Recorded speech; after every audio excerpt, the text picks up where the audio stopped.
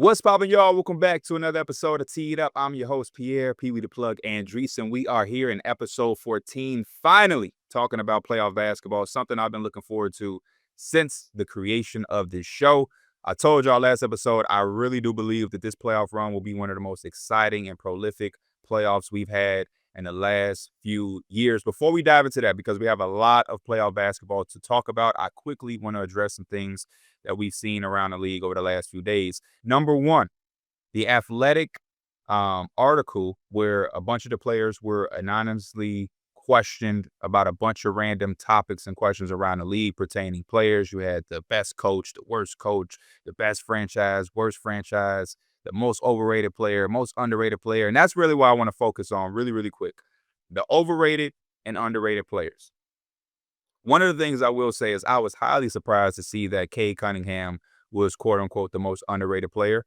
Maybe it's just me and my fandom towards Cade Cunningham. I've thought he's been the truth for a while.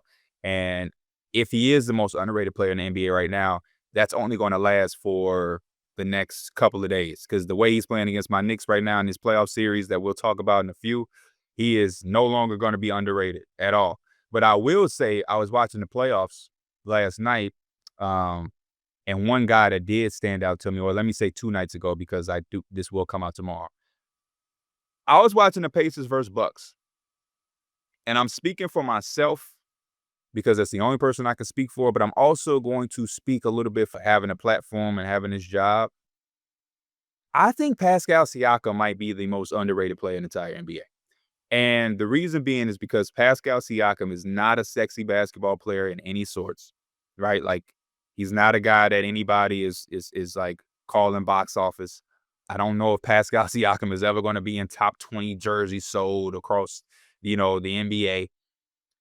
But when you think about production, you think about consistency, you think about evolution, getting better, their game growing, playoff basketball. Pascal Siakam, I believe, is one of the most underrated players in that aspect.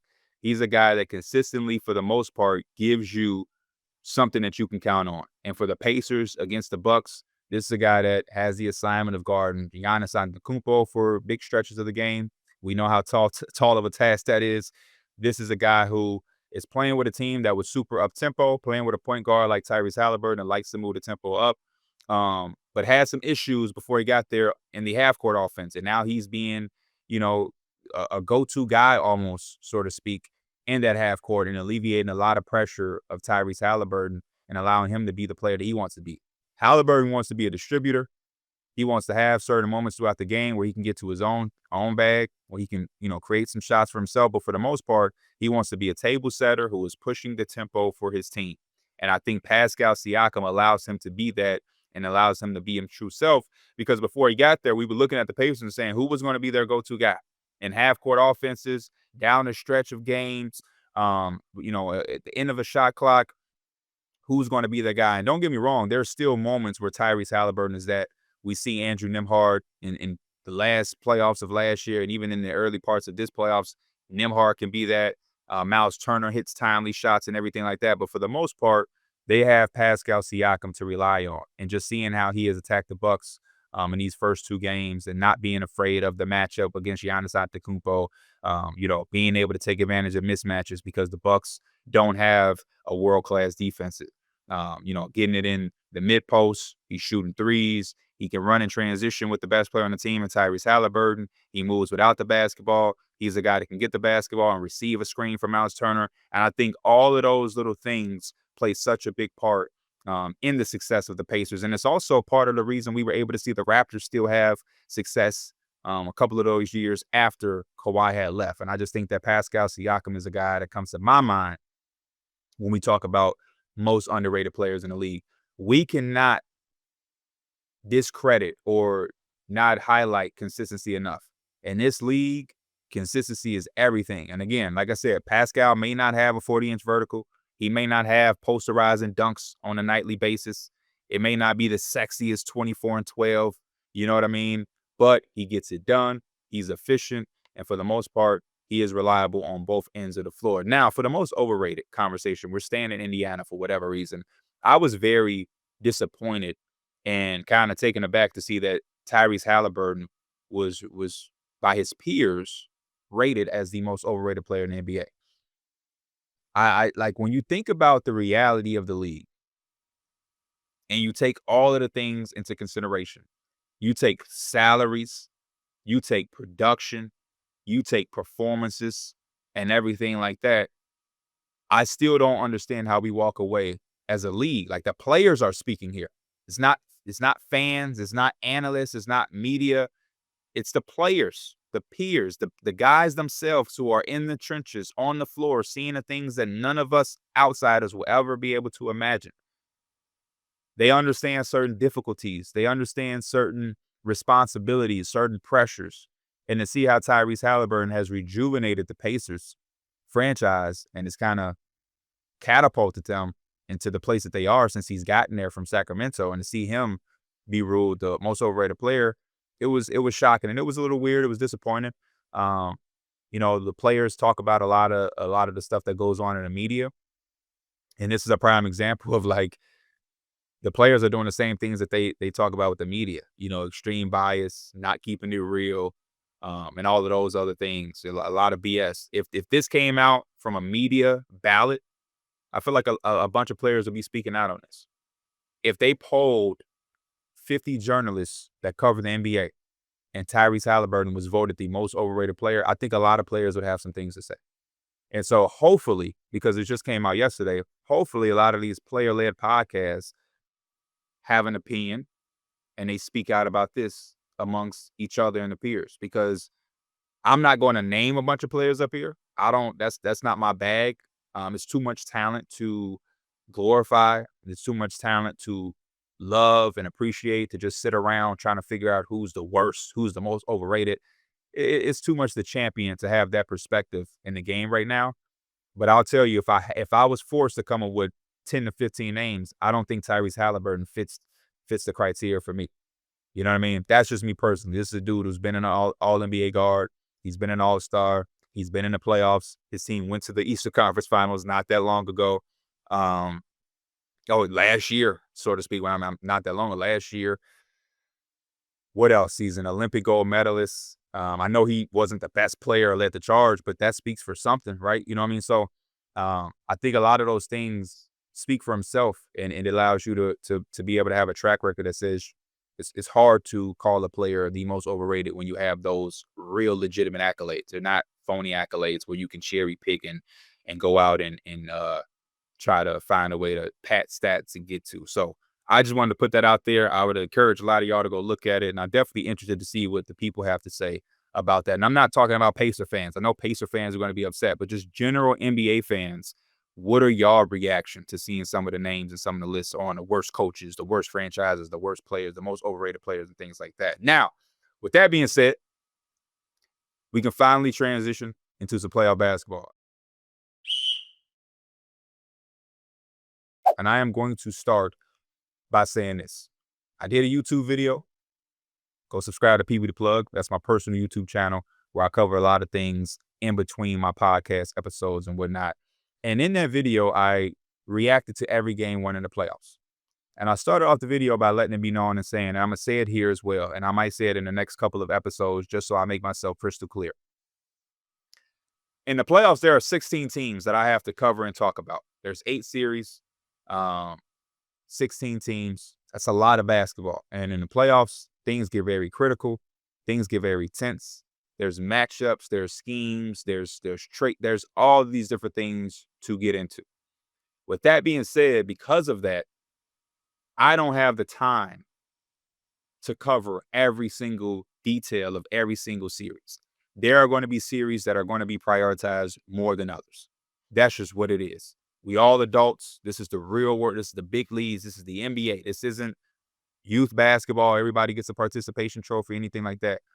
I'm just putting it out there because I know certain fans always come to platforms wanting to hear very detailed information about their team, regardless if they're winning or losing. This isn't a team-centric podcast. This is a general NBA podcast. So because of that, I have to prioritize the Nuggets versus the Clippers. I have to prioritize the Lakers versus the Timberwolves. I have to prioritize the Knicks versus the Pistons. I have to prioritize these close, tight 1-1, you know, series don't start to somebody win on a row. I have to cover these more intensively than Oklahoma City against the Thunder, right? Boston versus the Magic. What is the Cavaliers versus the Heat? You get what I'm saying? Like, I'm just putting it out there so that there's no blind side, there's no surprise, and we don't have people in the comments, oh man, you barely talked about the Magic. Shout out to my boy Jonathan, friend of the show. Shout out to Luke too. Luke does work for us over here at Enjoy. And he's does some clippings and stuff for Teed Up. They're a Magic fan. And Jonathan texted me, was it the last episode or the episode before? I was doing a playoff preview or whatever. And I glanced over the Magic in the Celtics series, and he texted me joking. He wasn't serious or anything like that. He was like, "Dan, that's all we got." And I was like, "Unfortunately, yeah. Like, you my dog, and I understand how you feel about the Magic. And trust me, if the Magic were in a 4-5 tight like they were last year, where it went 7 games, that was a series that got prioritized because it was a nail biting series that was going game for game, 7-game series. It was dramatic. Every year it won't be that way. You know what I mean? Like, that's just what it is. If the Knicks were ever in one of those series, even though they're my team, if they were the 1-8 matchup, whether they were the 1 or the 8, I probably wouldn't be able to talk about them as much. It's just what it is. It's the reality of what we do up here. So I just want to put that out there, so nobody is anticipating a 15-minute dialogue segment about a team that hasn't looked like they even have a chance in any of these series. But with that being said, I am going to start with the Grizzlies and the Thunder. And the reason I'm going to start there is because the game one that it was, right? That was an all-time record loss in the game one history for for the Grizzlies, losing by 51 points. And after that game, Ja Morant was saying, like, if we win game 2, nobody remember what happened game 1. And sure enough, last night they lost game 2 as well. I will say that they did play a little bit better. They did have some sort of pride and some sort of respect for themselves and the city and the team that they're wearing across their chests. This is not a series that I thought the Grizzlies could do anything in to begin with. Early in the year, if I would have talked about these two teams matching up, I probably would have gave the Grizzlies a little bit more credit and thought that they would be able to do something. There's still some basketball left, right? Oklahoma City, they protected home court, but you definitely got to go on the road and do it. But based off the 2 games, I have all of the confidence in the world that the Thunder will prevail. I was just very disappointed. And I'm saying all this to say that I think I will be even more disappointed when we go into next season if the Grizzlies have anything similar to the same exact roster. If I owned this team, I would be disgusted. We fired our coach a week or so, 2 weeks before the playoffs. We haven't been healthy over the last few years. We had one of our players who's up for an extension. We've modeled our roster and limited ourselves in certain ways from transactional moves because one of our best players is up for an extension, and we want to honor him. And in that game 1, he gave me 4 points, 3 rebounds, and 2 assists with 3 turnovers. Jaren Jackson had more turnovers than field goals made in game 1. Ja Morant didn't look like the face of the franchise, and this is Ja Morant's team, but none of these guys have looked overwhelmingly good in these first 2 games. Game 2 looked better, but still where Memphis positions themselves. Because when you fire Taylor Griffin, that means there's another level that you think you should be at that you're not getting to. That's what that tells me. This is a team that was in the top upper echelon of the Western Conference not that long ago from a standings perspective. They fell all the way to the play-in. They're going against the best team out west and the best team in the NBA, and they're losing by 51 points, 22 turnovers. They only had 3 players in the entire game 1 to score more than 2 field goals. That was Ja Morant, Desmond Bane, and Marvin Bagley. So when we come to the start of next year, I don't expect to see this roster being the exact same. And I like Ja Morant. I like Desmond Bane. I love Jaren Jackson. I understand that they don't have my boy Jalen Wells for this series. I understand they don't have Brandon Clark. Those are 2 guys that they could really use right now. This is the first time Zach Edey is playing real playoff basketball. But I think there should be some huge, huge changes to this roster. And I remember conversations early in the year about Jimmy Butler and Kevin Durant being tied to Memphis of potentially making some type of trade. And it was, a split decision in the Memphis basketball community on what to do. Do we love Desmond Bane? Do we trade Desmond Bane? Should Desmond Bane be involved in one of these trades? Should he not? What do we do with Jan? All these different things. I think everything should be on the table. Everything should be on the table. Oklahoma City, they are the best team. And I found myself, even last night, I was asking myself, I say, is OKC this good? Or is Memphis just not as good as I thought they were? The Thunder scored 25 points off turnovers. They had 21 fast break points. They only gave up 3 fast break points to a team that has Ja Morant, a transitional monster. A guy that just, when he gets ahead of steam, who can stop him and stay in front of him. They only had 7 turnovers as a team, Oklahoma City, but they forced 14. The Grizzlies doubled them in turnovers. 54 points in the paint with against a double big lineup. Jaren Jackson is a defensive player of the year candidate. He's been that for the last few years, right? He was in a conversation for most of the season. And he's in the paint, or he's on the defensive side, he's there with Zach Edey, who is 7'4", and they're still getting destroyed in the paint. The Oklahoma City Thunder had 16 offensive rebounds. They won the rebound battle 55-42.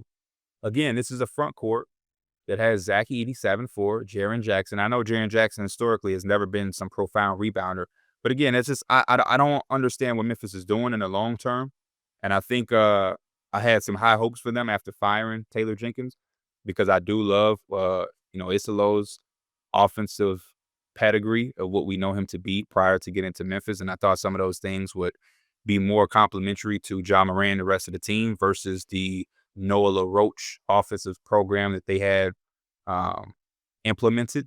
Again, this has nothing to do with Taylor Jenkins too much, because they got rid of his entire assistant staff and brought in 6 new bodies to let us know basically that Taylor Jenkins was on thin ice, and to let us know the direction they were going to go. And maybe that could still be the reality. Maybe for the full season of Isolo and the off season of making, subtractions and additions, maybe that'll be that way. But my end point, my end goal for the Grizzlies is this roster better not be nowhere near the same next year. It better not be. Not after you shoot 34, 18, 83 as a team in game 1. Desmond Bane, who I love, was a negative 51 in that game. Unacceptable to me. Unacceptable. And I know I said I was going to fly through some of the series. I may have spent too much time on them, but I just had to let them know and let y'all know how disgraceful it is to get to playoff basketball and to lose a game in game 1 by 51. Game 1 is the one where you so hyped up, you just doing anything. That's the one you get up for. If they were on the verge of getting swept, you already lost 3 games in a row. You come out in game 4 and they hit you in the face tough, and you just like, fuck it. We lost. I could see that. You get beat by 40 in game 4 because it's just like, damn, this shit really is over with. But in game 1, the intensity, right? The feeling in the air, the adrenaline is supposed to, that should take you halfway there. Just by that alone, you shouldn't lose by 51. Not to mention some of the talent that y'all have on the team. So that's why I say I'm disgusted. And if I owned that team, somebody probably would have got fired. Plain and simple. Somebody would have got fired. The next series I want to talk about, they also played yesterday, the Bucks versus the Pacers. This is a series that I'm enjoying.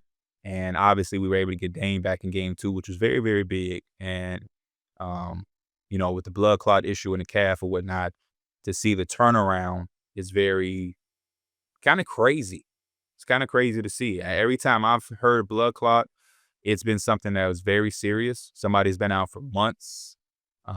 Chris Bosh's career, was it the same after it? I saw Brandon Ingram had it in his elbow or something like that, and he went on to miss like the rest of the year.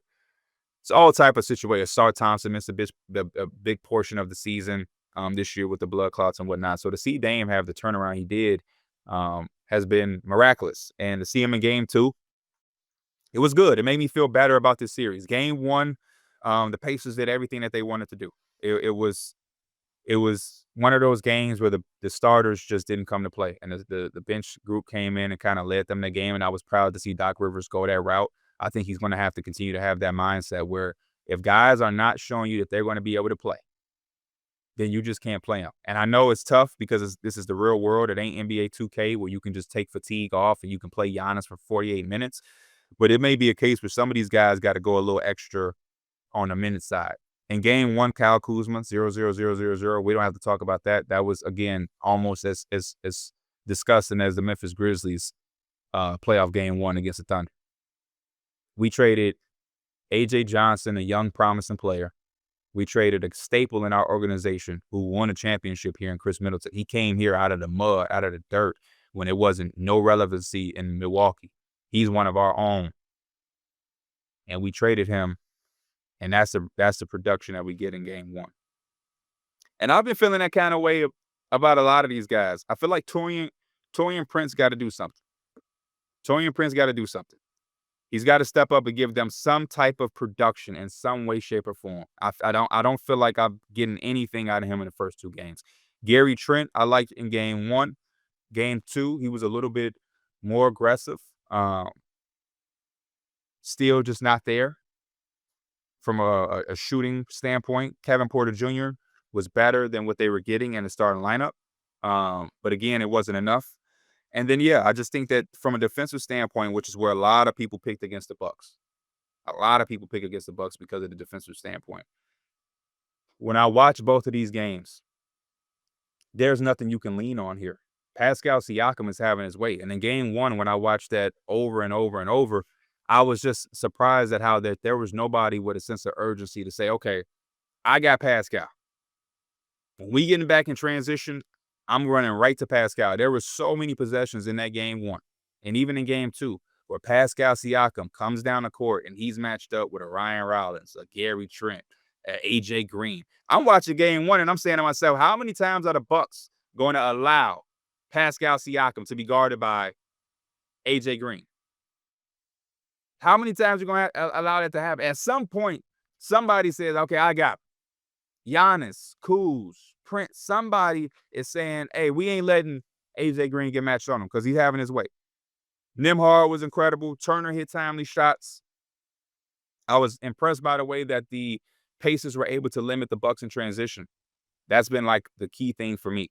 Everything that the Bucks get, they're working for in both of these games.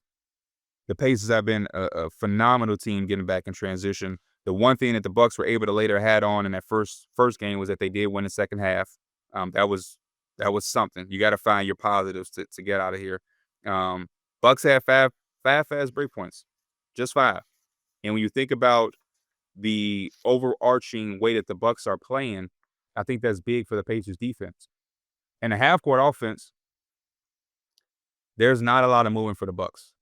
Giannis is catching the ball. He's facing up because he has to see the defense and where the help is shifting from and where double is going to come from and things like that. So it makes them take so much time off of the clock. They have to have this slow offense. It takes so much time. Everybody is watching him. There's nothing that's really flowing so far. And I think it just allows them to set their defense and allow them to make it as tough as they can for him. And as we've seen in these first 2 games, no matter what Giannis does, how good he scores or how much he has, if the others can't get involved, he's not able to beat the Pacers by himself, which is the biggest thing for game 2 is coming back and seeing Dame. One of the things that I loved from Dame is that he was aggressive with his 3-point shot. One of the things I didn't like is he only took 1 shot at the rim. He had a shot before half where he kind of Euro sidestepped Andrew Nembhard going to the basket and he made a layup. That was his only shot at the rim. Dame shot 8 of his 13 shots from 3. Some of his threes in the first half I liked because they were aggressive. They were early. They came in with flow. But I felt like in the second half and in that fourth quarter, it was about 10 minutes left in the fourth, and it was a 10-point game. And Dame shot a 3 with like 18 or 19 seconds left on the shot clock. Those are the ones that I want to see the Bucks kind of clean up on. I think the Bucks so far in these first 2 games have been a bit too careless with me on both ends of the basketball. They had, where is it? I'm trying to see how many turnovers did the Bucks have. I don't know how many turnovers they had in totality. They may have had like 15, 16 turnovers. But when you go back and you watch them, because I was like, damn, they had that many turnovers. Let me go back and watch them. I rewatched every single turnover that they had. I mean, Taurean Prince is trying to throw a lob into Giannis before the half, late in the second quarter, as we getting closer to halftime. He literally just throws it to Miles Turner. Terrible pass. You had Kevin Porter Jr. trying to throw a lob to Giannis to hit all backboard. The Pacers got it. They go the other way. Damian Lillard comes up, and he's dribbling. The ball goes up in the air. Taurean Prince gets a corner three from the right side of the floor. They kick it to him. He goes into a shot. Tyrese Halliburton does an incredible contest. He contests it so good that Taurean Prince doesn't even shoot it. He double dribbles. Giannis, they get a stop. They get it to Giannis. He's going to transition. Instead of getting the ball up, he dribbles over somebody for a double dribble. That's almost like 5 or 6 of the turnovers in itself. When you think about these turnovers, you can't call them unforced because in some of those situations, the Pacers defense is involved in that, but they're so unnecessary. And when you think about how close some of these games end up being, because the Bucks play so much better when their back is against the wall. I don't know why. Early on in both of these games, they come out flat. The Pacers come out with a crazy start. The crowd gets involved. The momentum is on their side. And now the Bucks in both games are fighting from behind. And when you look at how they ended the half in the second game, the game got closer and closer. They were able to put together some runs. They got some stops. They made some shots. It's a 7-point game. Then the third quarter comes out. They come out flat. The Pacers are on point. They're hitting shots. They're making all the shots. And Aaron Nesmith, every single three-point shot he got was open. Every single three-point shot he got was open. Every look. And then you see the end of game 1 in the fourth quarter. The Bucks put up a fight. It was their best brand of basketball was that fourth quarter. They made it somewhat competitive, somewhat respectable. They were getting stops. They were taking care of the basketball. They were getting shots up without turning the ball over. Same thing with game 2. They played a little bit more better in the fourth quarter, protected the ball just a little bit more better. If they come out that way from the start of these games, they'll give themselves a bigger fighting chance. Now, I can't say that they're going to win the games because, again, the defensive side of the basketball is the other part that they're a little bit too careless with for me. Because, again, you do a zone defense, and there's still certain elements that I just think that, like, even in zone, you still have certain principles that you have to stick to. And when you're playing a zone defense, you have to be aware of the zone that you're covering. And it's hard to watch professional basketball players in the playoffs have these assignments and have these schemes, and they don't know what they're doing. And there's such a lack of communication, especially when you watch teams that are playing really good defense. You watch the Warriors who held the Rockets to like 85 points. You watch the Lakers who in game 2 held the Timberwolves to like a season low 85 or something points. I can't remember off the top of my brain right now. The level of communication, the intensity, how dialed in everybody is with their assignment and what they are supposed to do. It's night and day when you watch a Bucks type team. Again, I get back to the points where it's like, how many times are you going to mismatch? They switch everything, and I don't think it always needs to be a switch. I'm sorry. I don't think everything for the Bucks needs to be a switch. I don't. Just like giving up the switch. Just giving up the switch. And then you got a guy getting blown by. Why? Because you carelessly switch. And I understand that they don't have a prolific, top-tier point of attack defender, but they just got to have some type of pride. They have to have some type of identity as a team, as a collective to say, you're going to take this role. You're going to take this assignment. We don't have that all-defensive wing, but somebody has to be the best perimeter defender that we have. And we're going to give them that assignment, and we're going to trust them, and we're going to shell and gap up. We're going to funnel guys into our Brook Lopez, who had an incredible block on Pascal Siakam. We're going to funnel guys into whatever. We're going to peel switch to cut off drives because you know what I mean? Like something. Because they have length with Giannis Antetokounmpo being able to roam. You got Brook Lopez as a prolific shot blocker. Taurean Prince has some positional size, right? Like they have some things there. Kuzma is 6'10", right? You know what I mean? Like you got to use something to your advantage. And I just feel like they have not been able to identify that on the defensive side of the basketball. But I think half of the job is being able to just simply communicate and be on one accord. Just being on one accord takes you a long way. Hey, I remember the job Jason Kidd did for the Mavericks. When Jason Kidd got to the Mavericks, you understand that was a terrible defense. The success that they were having wasn't because they all of a sudden got all world defenders. They had an identity as a team with a baseline level of communication and effort that just did half of the job. Just half of the job is just communicating properly and understanding what the scheme is and what we're trying to do.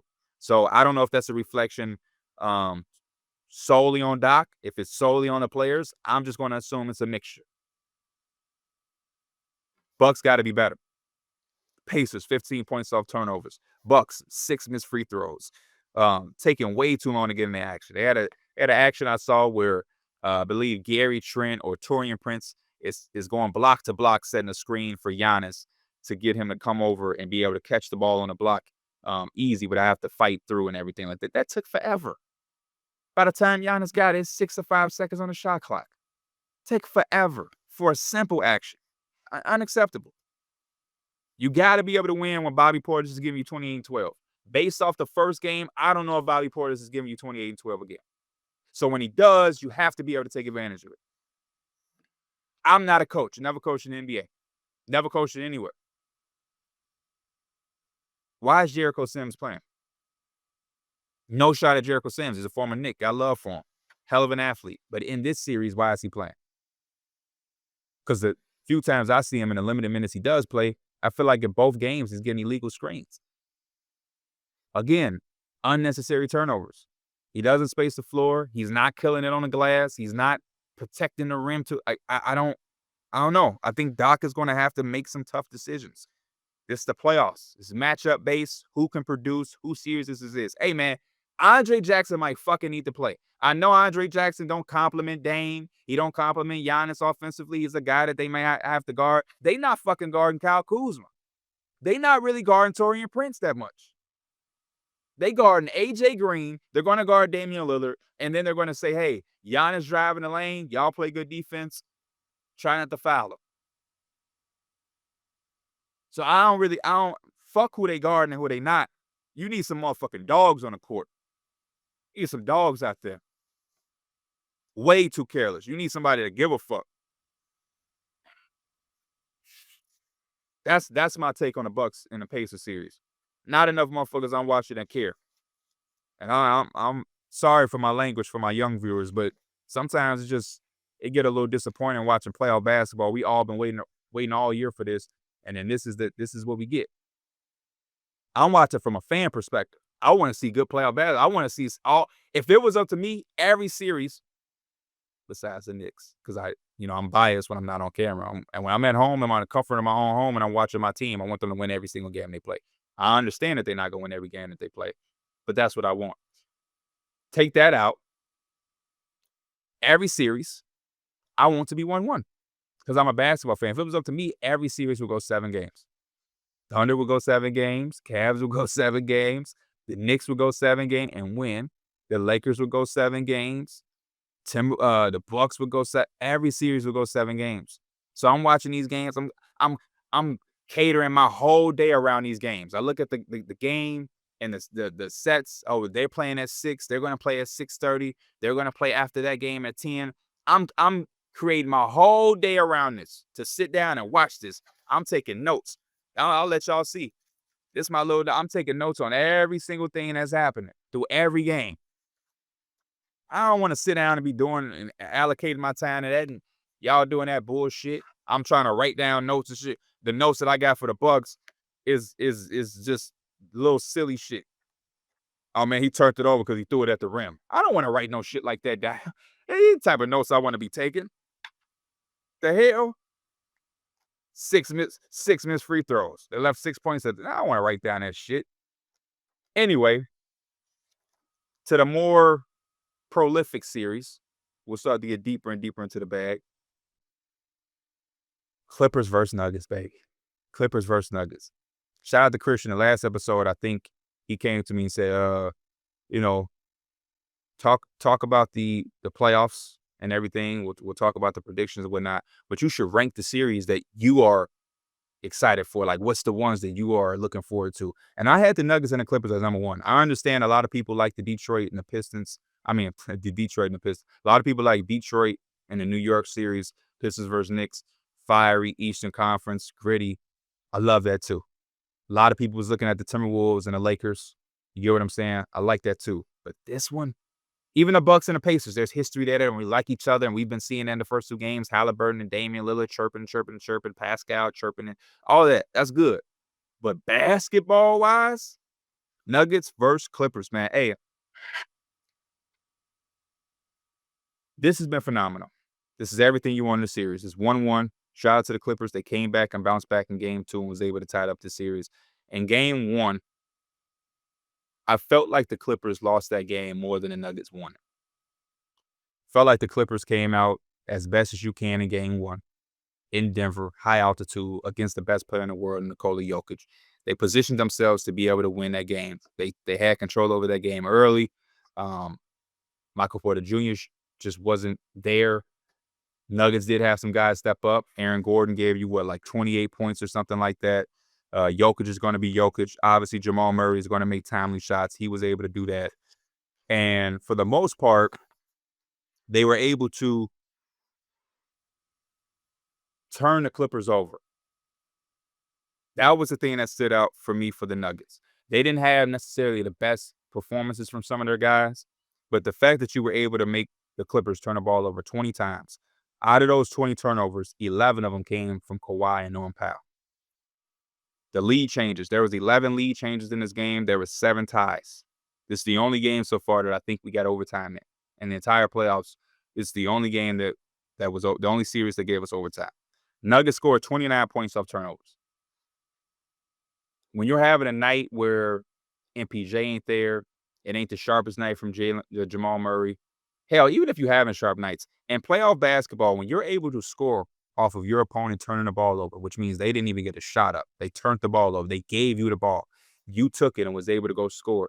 That's one of the most things that I don't know how much is being emphasized, but it's literally the biggest detriment in these playoffs.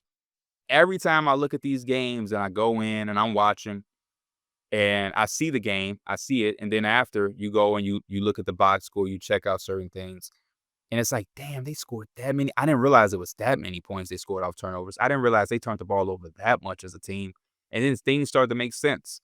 And when you think about basketball in the general state, and even more in playoffs, it's all about who can score the easiest buckets. That's the way my dad taught me basketball. Who can score the easiest points? That's what you want to do as a team. That's what you want to do as a player, as an individual. You want to score as many easy buckets as you can. And then the cherry on top is the shit that you can do in a half court, right? But I'm not relying on step back threes in my half court offense to win me a game. No, I'm counting on my free throws. I'm counting on my layups, how I'm able to take the ball from them and then go get a dunk or something that's uncontested, the highest percentage shots. I want that as much as I can, and then I'm going to sprinkle throughout the game. Step back 3 here, kick out 3 there. I'm going to call a set. We can generate a 3 here. You know what I mean? That's what we're looking for in that sense. And I've been looking at this series as one of those cases that tells you that, because game 2 and game 1 was kind of flip-flopped. MPJ, only starter for the Nuggets to play under 40 minutes. He played 26 minutes, 1 of 4 with 3 points. That was an unacceptable performance for him. And even this quote right here, if you're not going to be engaged right now, then you're not supposed to be playing this sport. That's Nikola Jokic on the responsibility of keeping Michael Porter Jr. engaged when he was asked by a reporter. And I felt that to the core. Russell Westbrook, that fourth quarter he had was amazing. 4 of 7. The defense he played as safety, the energy. But most importantly for me was the offensive rebounds. He had 2 offensive rebounds in that fourth quarter that were humongous, and that just showed the heart, the fight that Russell Westbrook has. And that was the biggest thing for me, is that the Nuggets had to win that game. You get a performance like that from Russ in the fourth. He hits a 3-point shot. He's yelling at the crowd. He's giving you this energy. He's relentless. You have to win that game. You also have to win when Aaron Gordon gives you 25 and 8. Now, in game 2, there were some things that I felt like kind of flip-flopped, as I said, between both of the teams, because you get to a certain situation now where the Nuggets have 20 turnovers. And instead of Kawhi having 7 turnovers, Jokic has 7 turnovers. Michael Porter Jr. shows up. He plays a lot better. 15 points, 15 rebounds, 6 of 11 from the field. But I feel like the Clippers still, they swapped it around. They were able to score 21 points off turnovers. Denver left 8 points at the free throw line. Shot 63% at the free throw line. I think 4 of those misses came from Jokic himself. And then they had 46 points in the paint. Outside all of that, Kawhi Leonard was virtually unstoppable. This is one of the most incredible playoff games that I've seen from him in a very long time, probably since the other one he had when they were going against the Suns, I believe it was, and he was torching the Suns for 2 games, and his knee swelled up, and he had to sit out for the rest of the series and whatnot. I'm seeing a lot of the conversation on Twitter. I don't know where we put Kawhi at either. I don't know where we classify him. But to be honest with you, I don't care. Who cares? Who cares? I seen a tweet that was like, Kawhi is interesting because he comes off and he has these performances. But then, damn, I wish I remember the full tweet. It was something like Kawhi turns into yada, yada, yada in the playoffs. But then you have to remember that he doesn't even have as many career points as Antoine Walker. It was something along those lines. And it was very interesting. But also it's like, hey, that's the thing that's a part of the Kawhi mythical lore. Is like, yeah, he don't have as many points as Antoine Walker in his career. So he's still Kawhi Leonard. You know what I mean? We still know he's better than Antoine Walker. Shout out to Antoine Walker. You know what I mean? Like, I think that's what makes Kawhi. It's robotic. He doesn't have the sound bites that other people has. His whole swagger, his whole demeanor, the robotical magnetic shots that people call it when it's just going in on everything.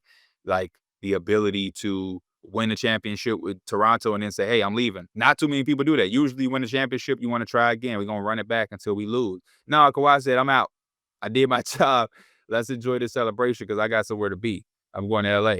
You know what I mean? Like he's a guy that is just, that's what makes his legacy him. You know what I mean? Being able to miss X amount of playoffs and people count him out. And you know, it's a dark cloud. And then out of nowhere, he comes back and say, oh no, I'm good. Straight. I'm straight. I'm ready. I know I missed the first half of the season, but come on. We got basketball to play. And just comes out and dominates. I love it, man. I love it. When Kawhi is healthy, and he is playing and he can be involved in the playoffs, the NBA is in a better position. The way the Clippers are playing right now, man, the sky's the limit for them this year. The sky's the limit for them this year. And y'all know Paul George is my dog. I love Paul George. Love Paul George. He's my favorite player. Him, Kyrie, a couple others, but y'all know I love Paul George. We gotta chill on PG. I've been seeing some of the clips. There's a clip that's going around that's him telling the Clippers, and just give me what Kawhi got. And people using that clip now after the performance Kawhi had. You got the addition by subtraction quote from Norman Powell. We get it. Paul George, he left and his season wasn't that good. The Clippers are having an amazing season. Maybe Norman Powell was right. Addition by subtraction. But chill on my boy PG, man. Chill on my boy PG. The other series I do want to get to, Knicks versus Pistons.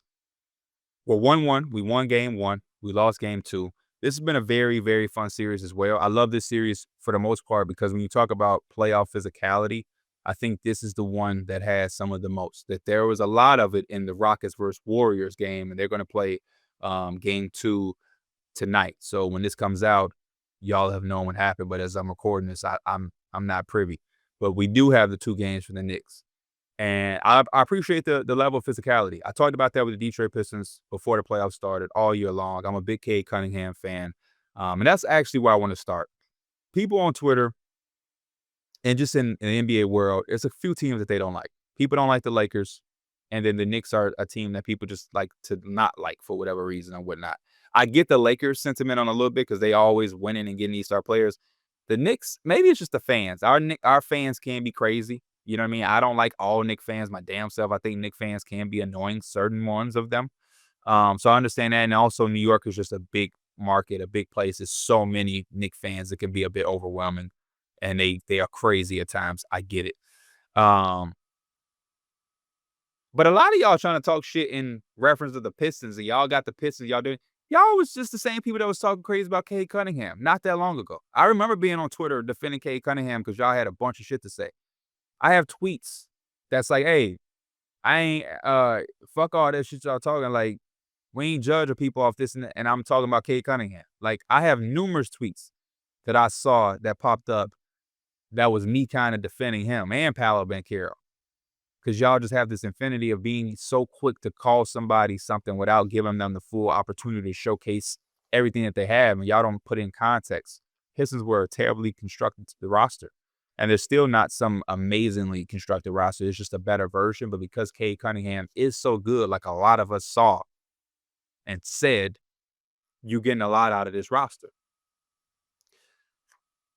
Just wanted to start there. The physicality. I love the Pistons and the swagger. I said that. They are like the Bears in that sense, where they just have to be a tough, gritty team, and they're bringing that physicality in these playoffs. And so far, I feel like they turned up a lot in the second game.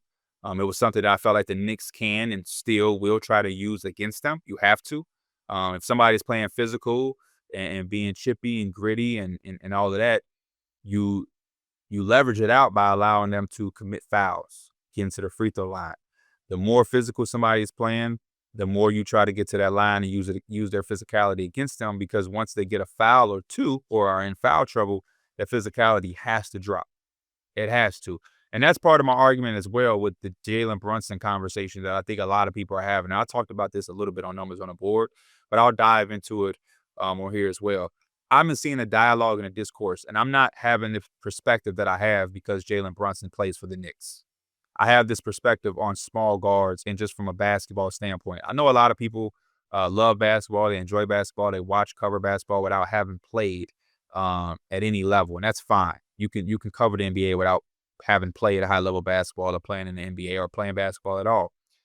But I think we have to dial back and remember, and again, add context to conversations.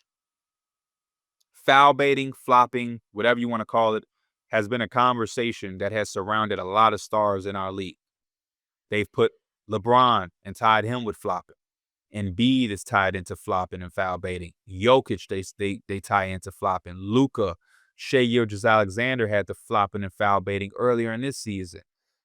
James Harden in his prime, right? Like, this is something that is a conversation amongst fans. And they talk about it from all play. I don't really know too many stars that haven't looked like they foul bait besides Steph Curry, because he can kill everybody from the three-point line. And maybe Kevin Durant, who they say don't get to the free throw line enough.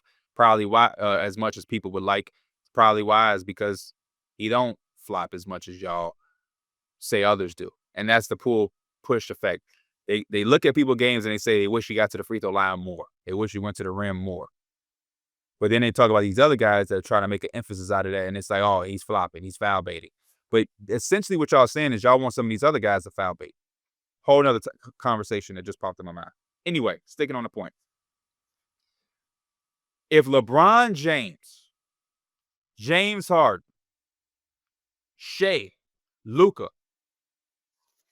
if they feel the need to have to overly sell calls, what the fuck do you expect from a 6-foot Jalen Brunson, if he's that, 5'11" Trae Young, a 6-foot Chris Paul? They're 6-foot guards who are the number one options on their offense and for their team, who are generating the assignments of 6'7", 6'8" defensive wings, who is going to use their size as an advantage, and they're going to use the smaller stature of those guards as a disadvantage. So if you are a Chris Paul, if you are a Jalen Brunson, if you are a Trae Young, and you're already behind the 8 ball from a size standpoint, you then have to figure out some advantage for you. And in playoff basketball especially, the advantage you can have, and any basketball player will tell you this, when you have a matchup, if you can get them an early foul, you play that to your advantage, especially if you know that they're going to try to come out and be an aggressor. They're picking up Jalen Brunson, 94 feet. They bumping him, knocking him because he's small. That's what you want to do.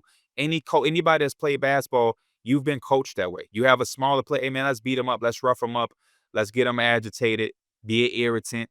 We've seen Dillon Brooks do it for years. We saw the Rockets try to do it to Steph. They were grabbing, pushing, holding. That's what you do to smaller players. But Steph, he's even bigger than the guys that I'm naming. These guys are smaller than him. He's 6'3". And he's a small guard when you watch on TV and you see him against these other giant-ass defenders and whatnot. he has 3-4 inches of height over the Brunsons, the Chris Pauls, and the Trae Youngs. And again, they're generating the same assignments. You know what I'm saying? Like, these are 6'7", 6'8" wings who have strength over them. They have length over them. They have the size over them. They're going to push, knock, push, knock, push, knock.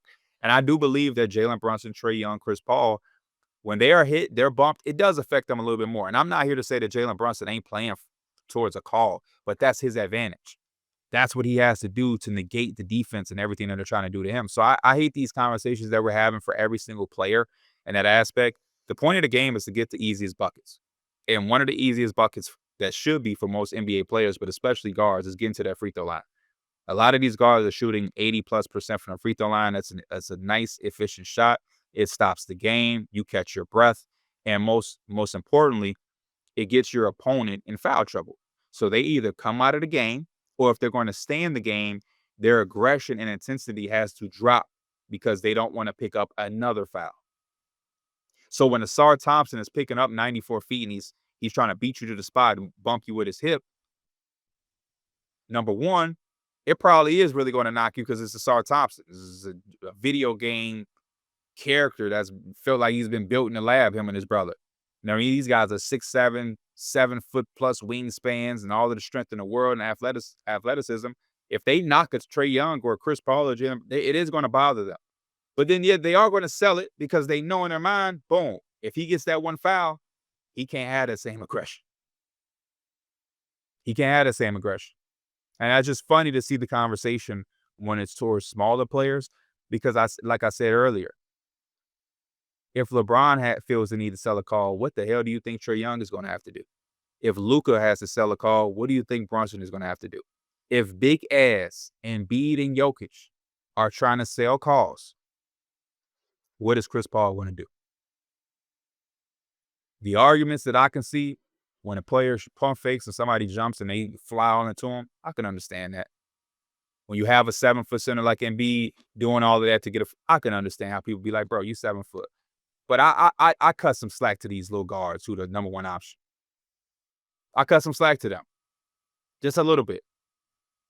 Just a little bit.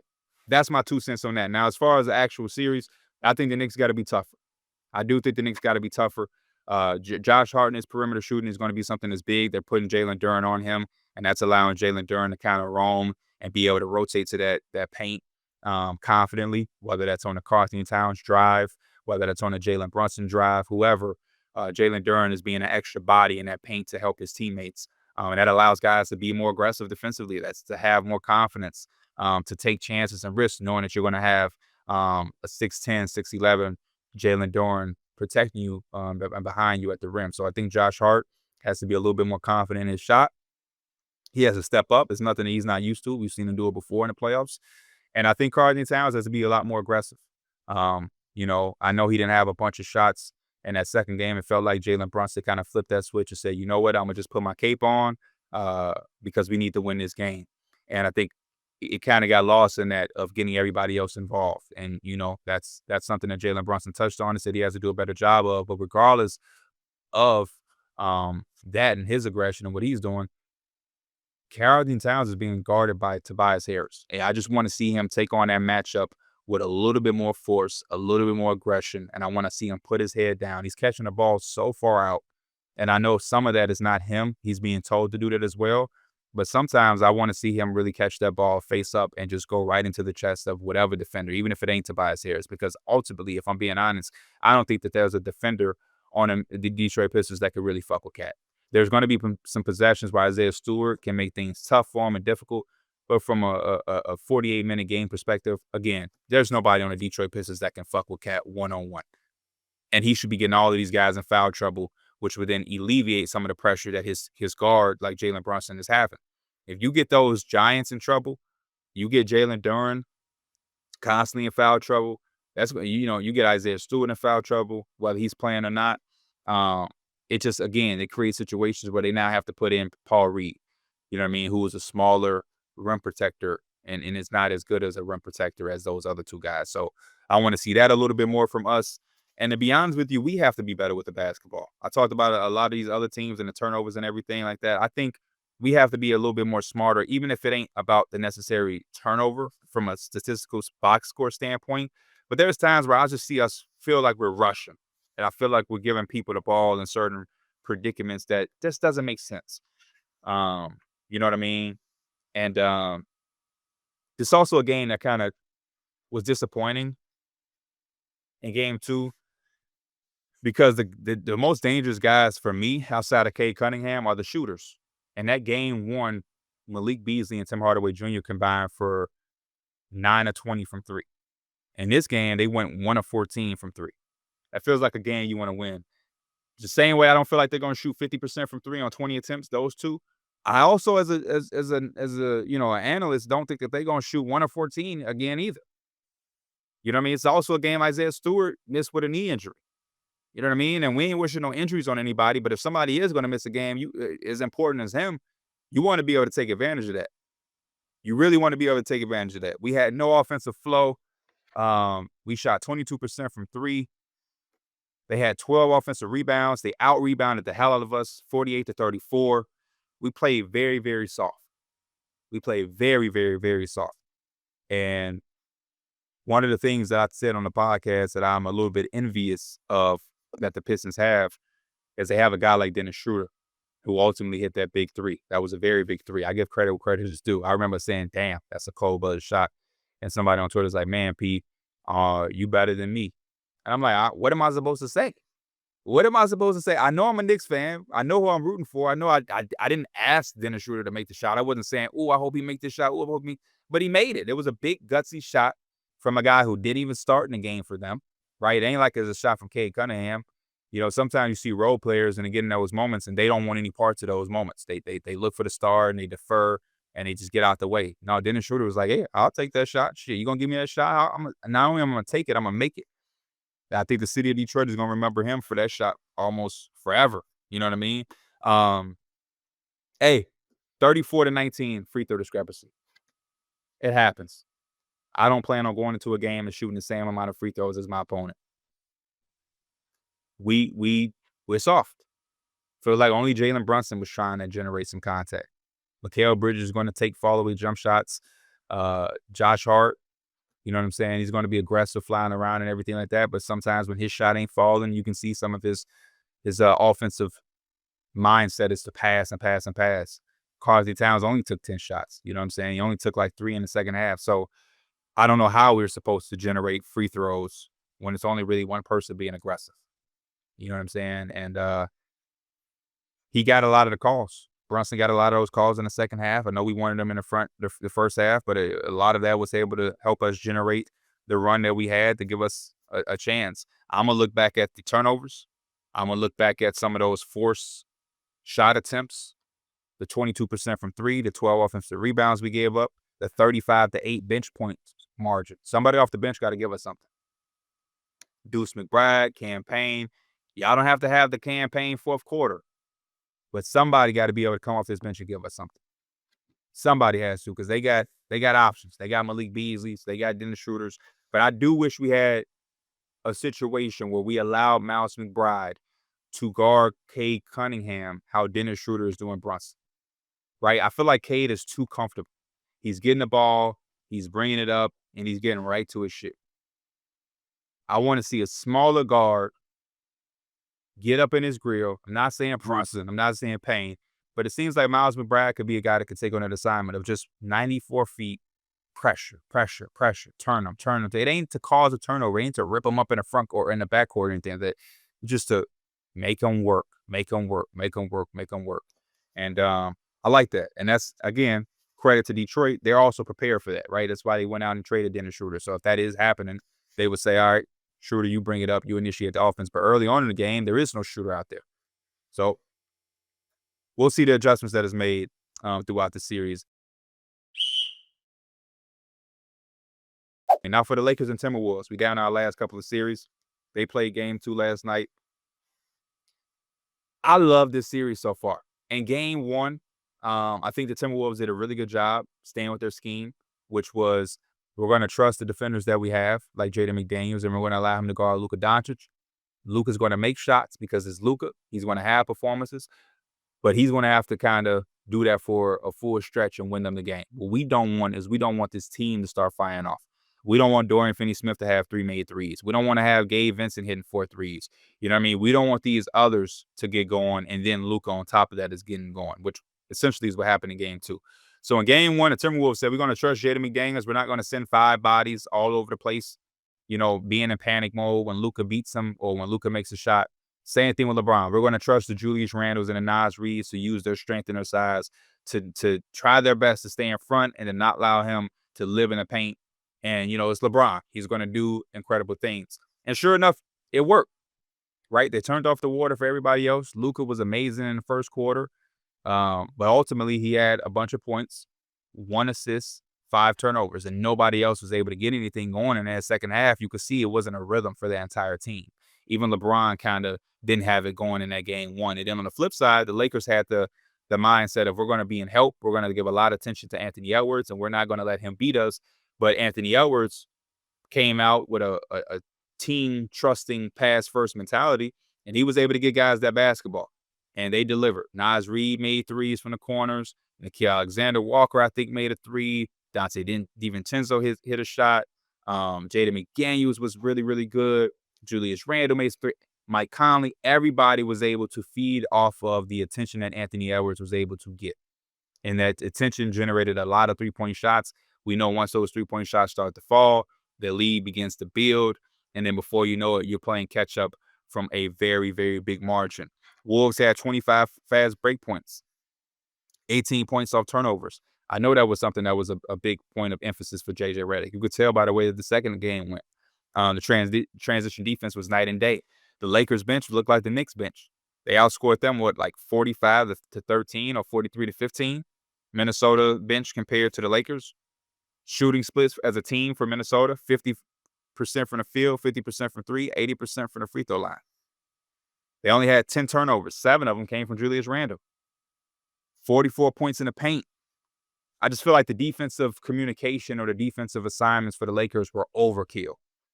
They were overkill. There were times where LeBron was matched up with Julius Randle, and in my mind, I'm like, that's a good matchup there.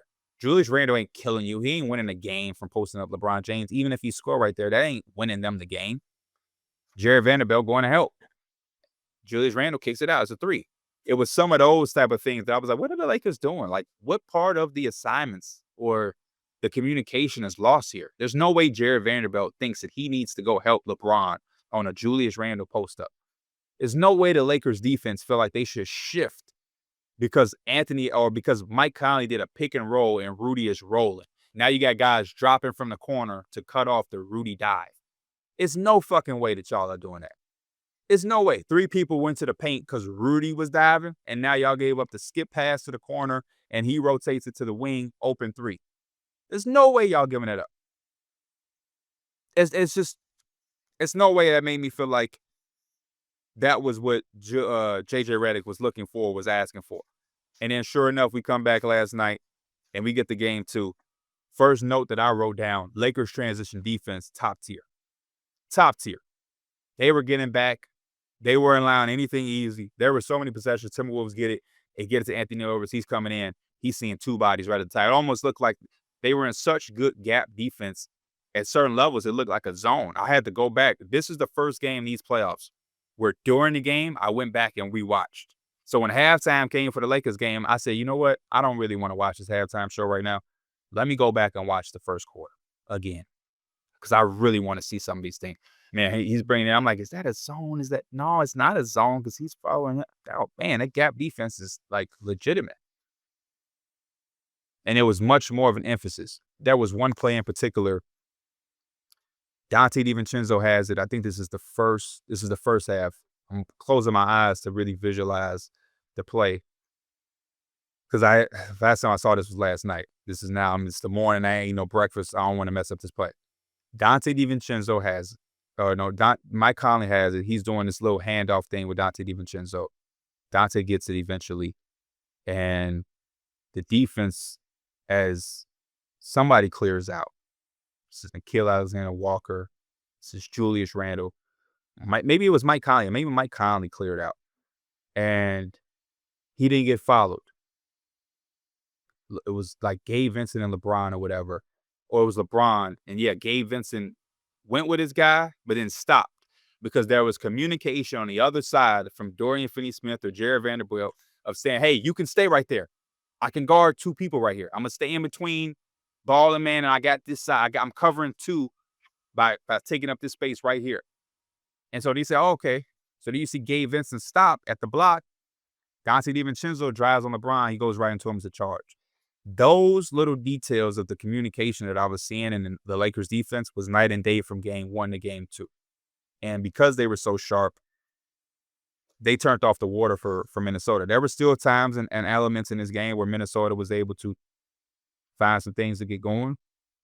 But I felt like every time the Lakers had some sort of answer. It didn't help that Naz Reid had the 3 early fouls. It didn't help that Dante DiVincenzo, both 3 fouls halfway through the second quarter. Dante picked up a 4th one relatively soon after that in the third quarter. I did love that Julius Randle was being ultra aggressive against those smaller lineups, right? You can't put Jordan Goodwin on Julius Randle, take him right to the cup. And the difference is LeBron and also Luka, they were able to do a lot more playmaking. And I don't even know if it's going to show up in the box score, the totality and the emphasis of it, because every great pass that I saw from them didn't generate into a bucket. Some guys missed some good looks. There were some very good looks the guys missed. LeBron had some amazing passes to the corners, underneath the baskets, the cutters. And like I said, they didn't always convert, but it made the defense of the Minnesota Timberwolves a little bit more honest to say, I'm willing to make this pass. You got to pay attention to the backline cutter now. And I also love the little set that they had. They ran it to get some things going. They ran it a lot. You know what I mean? And it was a little set that generates a lot of different things. So you have Reeves bringing the ball up the court. He's initiating the action. He gets a screen from Dorian Finney-Smith. And then Dorian Finney-Smith runs over to the opposite side, the weak side of the floor. As he does that, he's now setting a down screen for LeBron James to come off of. He's either going to pop up top or curl into the paint. And then you have Dorian Finney-Smith. He's either going to pop out and flare out to the corner or to the wing, whatever area to get out of LeBron's way. And then while that is happening, simultaneously, Reeves is now entering the ball to Luka and coming off for a handoff. And Luka has the decision to either hand off to Reeves. You know, most of the time, Luka keeping his basketball. And now, while that is happening, the LeBron and Dorian Finney-Smith action is happening. And I seen them do this, and it gave them a bunch of different looks. The first look, LeBron James curled off of it, and he hit a mid-range jumper in front of Naz Reid. Naz Reid is trying to drop, give space for the defender to clear through. And he ended up having to switch on to LeBron. LeBron hits the mid-range jumper. The next time they do this, same thing's happening. Dorian Finney-Smith slips the screen. Luka hits him for a layup. They did it again. Now Luka has isolation, and they get into the offense. They did it again where they flipped it. And instead of Dorian Finney-Smith being the screener, they flipped it to the right side of the floor. And now LeBron is the screener for Austin Reeves, which was a lot more dangerous, in my opinion, with LeBron having the chance to slip, Reeves popping out as a perimeter shot threat. I just loved it. I love that set, and I saw it so many different times. It was really, really good, and it gave them a lot of different counters to score off of, depending on how the Timberwolves were guarding it. Minnesota went 4.5 minutes without a field goal made. Again, another emphasis for how good they played defensively. The Lakers, 85 points in this game for Minnesota, season low that they said. And LeBron and Luka were just having their way. They were able to score the basketball. They were able to distribute the basketball. My big point of emphasis for Minnesota, some things that I take away. Definitely got to shoot the ball better, which I think they're capable of. I think they can have success without shooting 50% from 3. I think Rudy Gobert has to step up. He's doing his thing defensively. He's handling his own on some of those switches as best as he can. But I really think when they have these small lineups in, one thing that I saw that was evident from Rudy and Randall, when they were determined to crash the offensive glass, the Lakers had no choice but to foul. There was like 4 or 5 offensive over-the-back calls And 4 of them was like Rudy, and I think in the second half I seen one on Julius Randle, where they attacked the offensive rebound against the smaller lineups, and the smaller lineups couldn't do anything. They don't have the size to box these guys out and keep them off the glass. The only way they could keep Rudy off the glass is literally over the back fouling him.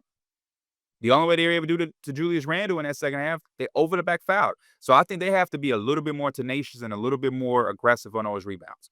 Rudy got to go up and got to go get that shit. I'm so tired of seeing Rudy try to slap the ball around. Whatever the fuck he trying to do. He got to go grab that motherfucking ball with 2 hands and command them to foul you. Foul you. And you can get the ball out. Y'all take it from the sideline. You get another extra possession. To me, that's just as valuable as an offensive rebound. But you have to make that small lineup work. You have to. And I shout out to the Lakers too. One of the things, I don't know if it's coincidence, but the matchups, the way that the Timberwolves guard is the way that the Lakers guard. And again, I don't know if it's just a coincidence, or I don't know if JJ Redick is being old-fashioned. Hey, man, whoever guards you is who you guard. I wrote down the matchups for the Minnesota Timberwolves. Conley was on Rui. Ant was on Reeves. J-Mac was on Luka. Randall was on LeBron. Rudy was on Hayes. And then I said, okay, that's how they doing that. And then I walked back and I saw Rui on Conley, Reeves on Ant, Luka on McDaniels, LeBron on Randall, and Hayes on Rudy. Granted, the Lakers switched everything, so a lot of these possessions you see get scattered. Some of y'all may be like, I remember this possession. He was guarding him. It's switching everything anyway. But at the start of each possession that I was keeping track of these matchups early on in the first quarter, yeah, the Lakers were guarding who was guarding them. And I was like, I haven't seen that shit in a long time. That's real old-fashioned. Who I'm guarding, coach? Whoever the fuck guards you? That's what I want to see in the Bucks series. You got Damian Lillard, Tyrese Halliburton talking shit to each other. Hey, man, how about y'all guard each other then? Since y'all got a matchup thing, or y'all got a issue, y'all want to talk shit, guard each other. That's what I grew up on. Big 9-0 run from the Lakers in the third. I felt like that was a big one because Anthony Edwards was starting to cook. Lakers also had a little stride where they missed 10 field goal attempts in a row in a fourth, and had allowed a little bit of an opening for Minnesota to hang around. That's still one of my favorite series. I think that one has a chance to go 6 or 7 for sure. And I'm interested to see the continued adjustments from each side. I think this is going to be a real adjustment-driven series. And it's going to be game by game by game. And I love the aggression that Anthony Edwards started to play with. I think he's going to have more of a mindset like that in game 3 with the crowd behind him. And you know what they say. I wish my boy D Mills was here. It's his line. Role players play better at home. Last series, and we can get up out of here, man. I know y'all got playoff basketball y'all want to get ready to prepare to watch for later tonight. Warriors versus Rockets. Physicality. A lot of fans complaining. Yeah, the ball was off Draymond. Yeah, Rocket fans, it was. And that was a bad call. Yeah, Warrior fans, yep, they were grabbing Steph. Yep, looked like he was giving Steph the Heimlich maneuver. Yeah, I get it. Yep, I know. I get it.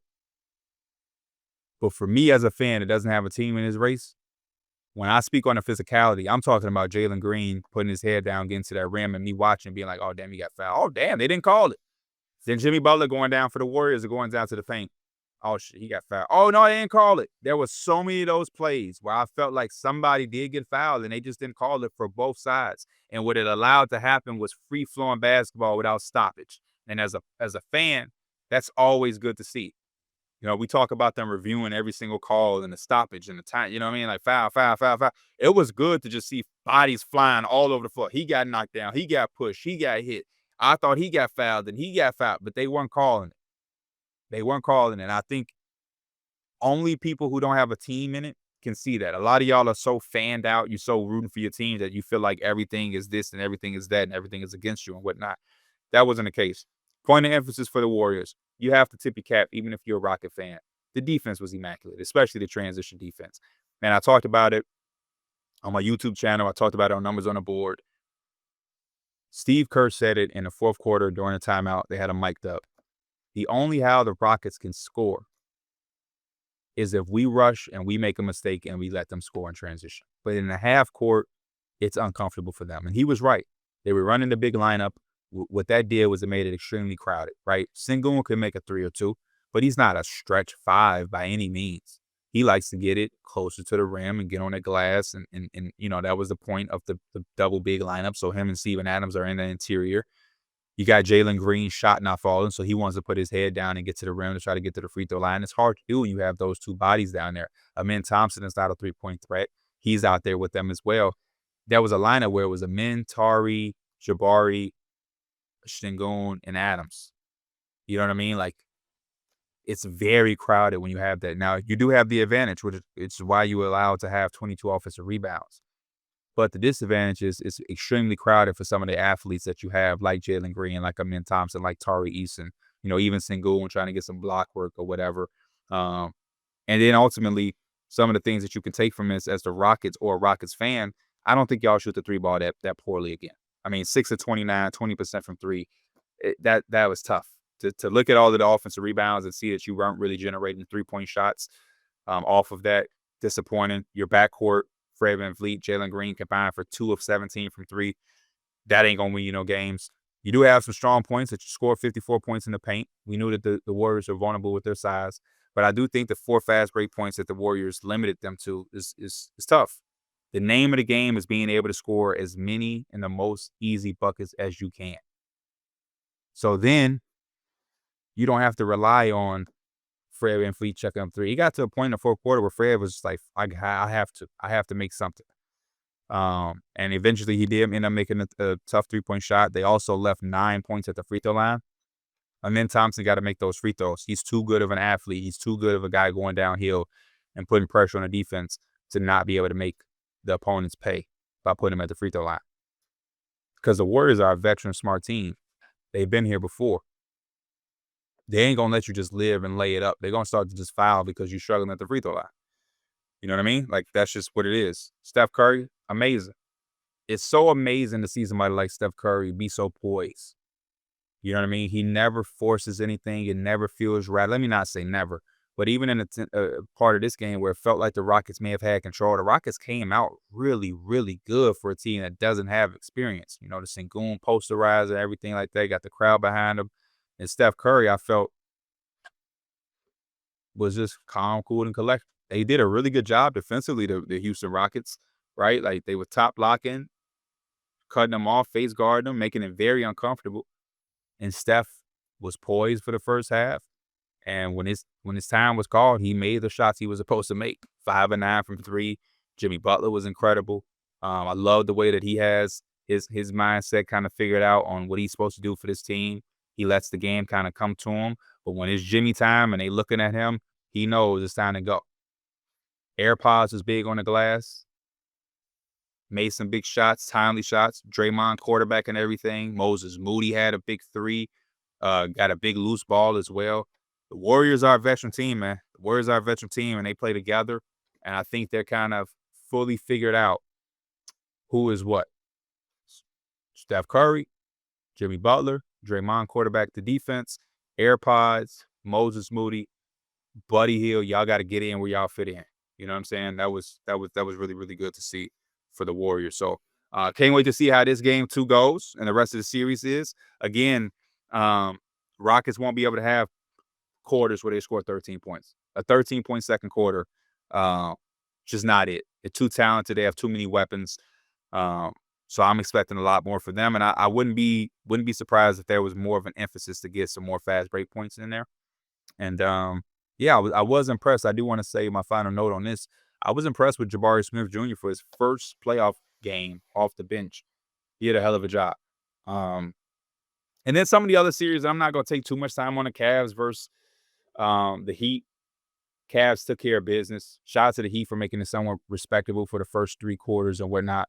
Y'all know my favorite saying. I love me some Ty Jerome. Ty Jerome put on a damn show off the bench for the Cavaliers. But ultimately, the Cavs went at the Tyler Hero, and they had success doing it.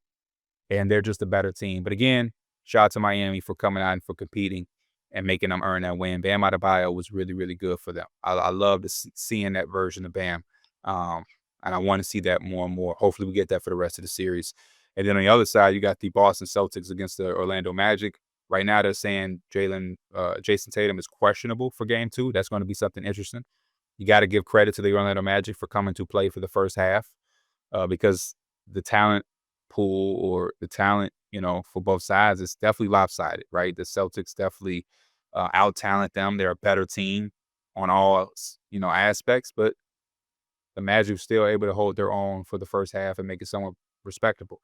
They are also a team like the Grizzlies were. I like the Magic. I like what they're doing. I understand they're young. They are missing Jalen Suggs, a $30 million man they're missing. I think that they would prefer to have him starting over Corey Joe in the playoffs. But there are some elements that still miss. First and foremost, KCP needs a conversation. Somebody has to sit him down in the offseason and understand why he was brought in there. You brought there to alleviate some of the pressure for Franz and Paolo by being a three-point shooter.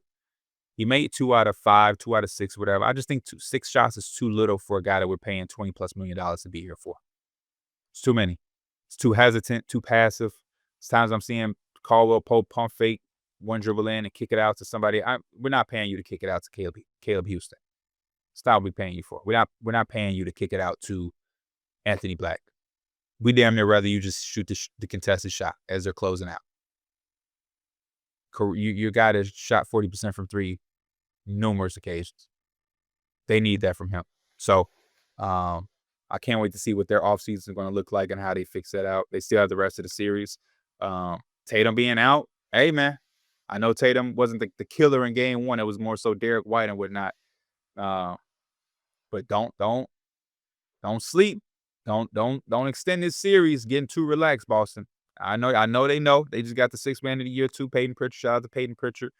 But you definitely don't want to make light of a team that has 2 guys that can go out and combine for 80 points on any given night. I know the rebuttal there from Celtic fans are going to say, okay, if Paolo and Franz score 80, then that means we held them to 92 points because the rest of the team is going to score 12 points or whatnot. But yeah, man, that's a wrap. Gave y'all hour 15+ minutes of some really good basketball talk. We're going to be locked in all playoffs long. Anything that y'all disagree with, anything that you like, anything that you saw that I may not bring up. If you are a Magic fan or a Heat fan or, a Celtic fan or anything like that, go ahead, talk y'all shit in the comments. Since I didn't give y'all that much airtime, I had to prioritize the other series. I give y'all the green light, Thunder fans, whatever. Talk y'all shit in the comments. I'm going to be looking through and checking out some of the things that y'all saying. And I'll see y'all in the next episode, man. As always, I appreciate y'all. I love y'all. Playoffs are here, baby. I'm excited. We out. Peace.